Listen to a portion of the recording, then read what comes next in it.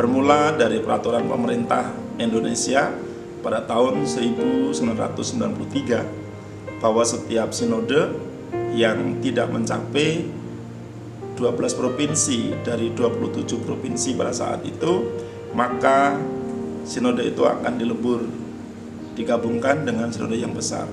Oleh karena itu, GKSI berusaha mengutus para hamba Tuhan ke setiap provinsi, salah satunya adalah Provinsi Sulawesi Tengah, tepatnya di Kota Palu. Kami tiba di Palu dengan kebingungan karena tidak ada alamat dituju, tetapi Tuhan menyediakan orang-orang hebat yang Tuhan sudah siapkan. Kami dijemput di daerah yang baru yang belum kami tahu, dan ternyata itu adalah orang Jakarta. Kami mulai membuat persekutuan atau membentuk persekutuan dengan dua hamba Tuhan yang diutus, yaitu saya dengan rekan saya pada waktu itu, dan dibantu dua siswi dari SMK. Kebetulan sekolah atau pemilik sekolahnya, pemilik yayasannya adalah teman dari ibu yang menolong kami, sehingga kami bisa memulai persekutuan pada saat itu. Berjalannya waktu dari tahun 1993, kami membuat persekutuan nanti pada bulan September 95, pada akhirnya baru kami bisa mulai ibadah pada hari Minggu. September 95 itulah ibadah perdana kami di hari Minggu, dan sekaligus sebagai berdirinya atau lahirnya GKSI Galilea Palu.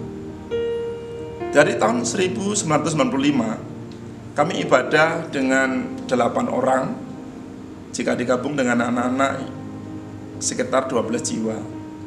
Perjalanan itu cukup panjang, dari 95 sampai 99, tepatnya pada saat ada konflik di daerah Poso, Sulawesi Tengah. Jemaat tidak banyak, dari 95 sampai 99 hanya sekitar 16 orang. Tapi pada puncak ada konflik itu, maka banyak jemaat yang berpindah, sehingga kami ibadah hanya 4 orang.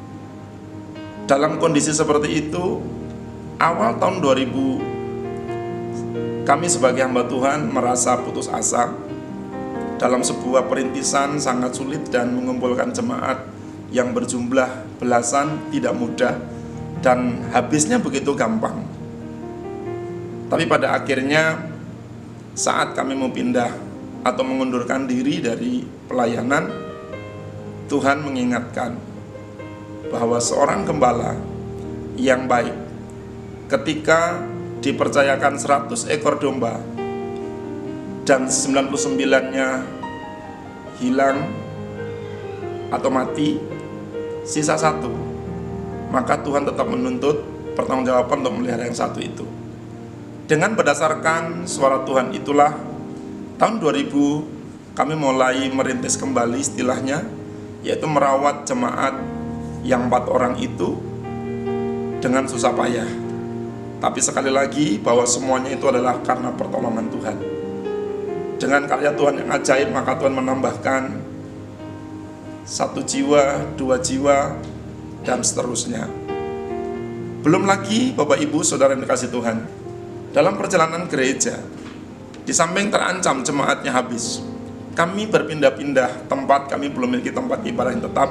Meskipun pada tahun 1998 GKSI melalui pusat dan juga anak Tuhan yang tergerak telah membelikan sebidang tanah yang sekarang menjadi lokasi gereja, tapi kami belum sempat atau belum bisa membangun. Kerinduan kami dari jemaat, kami pun ingin memiliki tempat ibadah yang tetap. Meskipun jumlah jemaat nggak terlalu banyak, tapi tetap untuk budaya Sulawesi Tengah, khususnya Palu, ibadah harus tempat gereja atau tempat ibadah.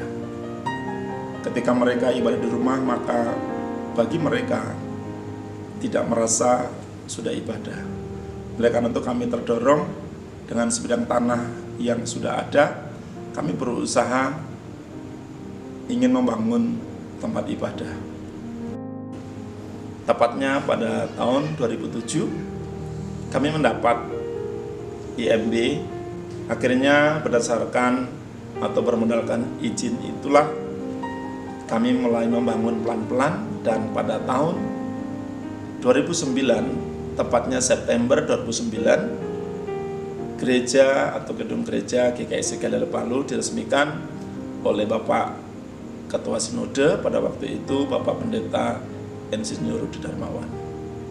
Itulah perjalanan singkat dari GKSI.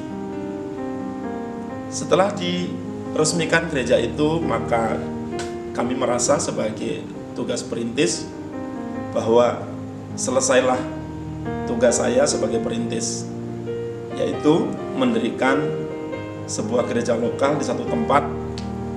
Dan bagi saya sudah menyelesaikan tugas. Dan karena saya berpikir menyelesaikan tugas itulah, tahun 2010 saya mundurkan diri dari gembala. Tapi sekali lagi, bahwa rencana manusia bukanlah rencana Tuhan.